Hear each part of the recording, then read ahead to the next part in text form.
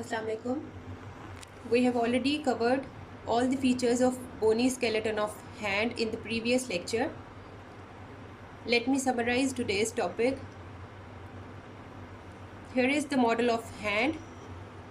This is lower end of radius, this is lower end of ulna, and these are the 8 carpal bones which are arranged in 2 rows. This is the proximal row and this is the distal row. Each row contains 4 carpal bones.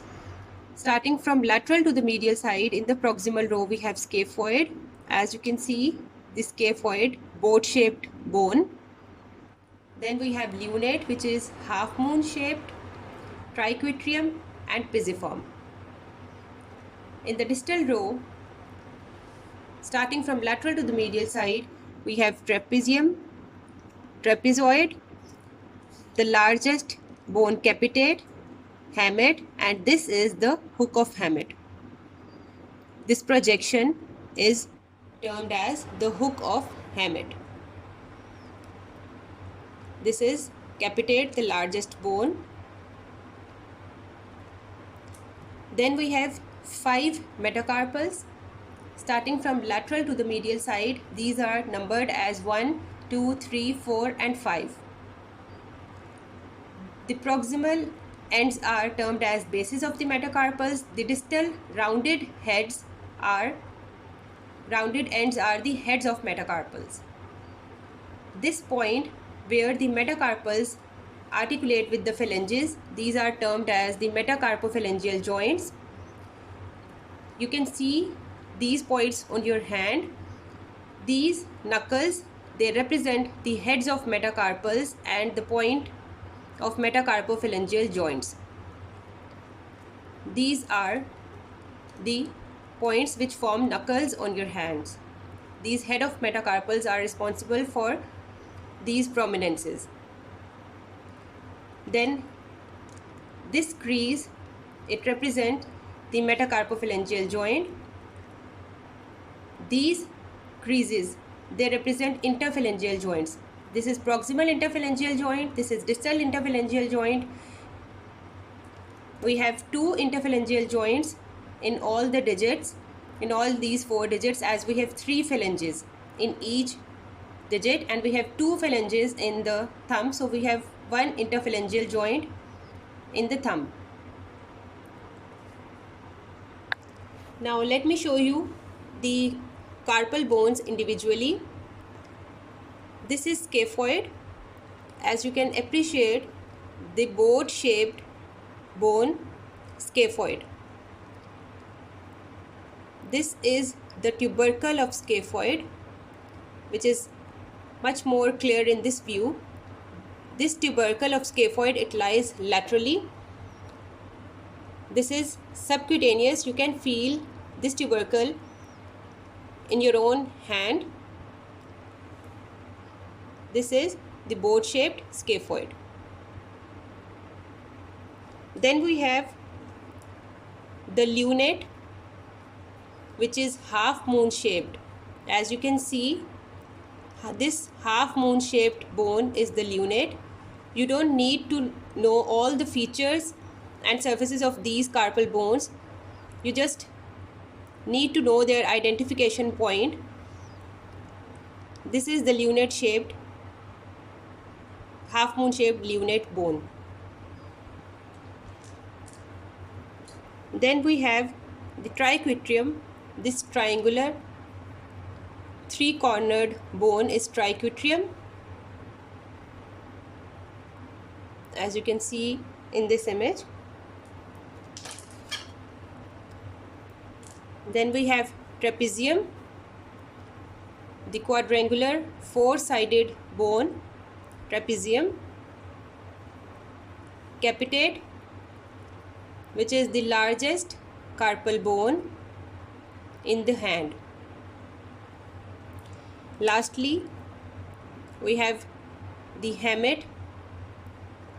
This projection, which you can see here, is the hook of hamate. This is the hamate bone. This is the metacarpal bone. This is base of metacarpal and this rounded one is head of metacarpal. Then we have phalanges. This is the proximal phalanx. This one is the middle phalanx, and the smallest one is the distal phalanx.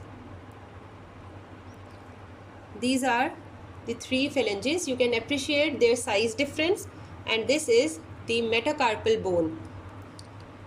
You can appreciate the size difference of all these bones. Now let me summarize the ossification of carpal bones. As I have already told you, the carpal bones, they ossify in a predictable sequence. The ossification of carpal bones start with the capitate, the largest bone in the hand. The second bone to ossify is the hamate, then triquetrum, lunate, scaphoid, trapezium, trapezoid, in the last pisiform. To remember this sequence of ossification of carpal bones, you can remember this mnemonic, which is camera has 3 lenses, so take 3 photos. C for capitate, hamate, triquetrum, lunate, scaphoid, trapezium, trapezoid, and pisiform. You can remember this sequence of ossification of carpal bones by remembering this mnemonic, or you can make your own mnemonics as well. In the right hand, the bones ossify in anti-clockwise manner, starting from capitate this way and ending at pisiform. In right hand, they ossify in anti-clockwise manner, and in the left hand, they ossify in the clockwise manner, starting from capitate this way, ending at the pisiform bone. Now, talking about clinicals of wrist and hand. Clinicals of wrist and hand include fractures of distal ends of radius and ulna, which we have already covered, fracture of bones of the hand, carpal tunnel syndrome, fractures, separation of distal radial epiphysis, and wrist sprain. We have covered the first 3 points in the previous lecture. Let me explain you the last 2 clinicals related to the wrist. The first one is fracture and separation of distal radial epiphysis. This is more common in children because of frequent falls in which forces are transmitted from hand to the radius.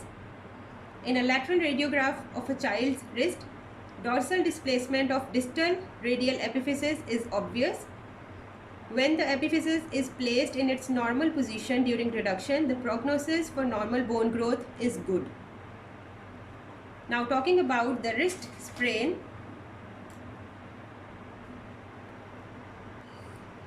A sprain in the wrist is an injury to its ligaments.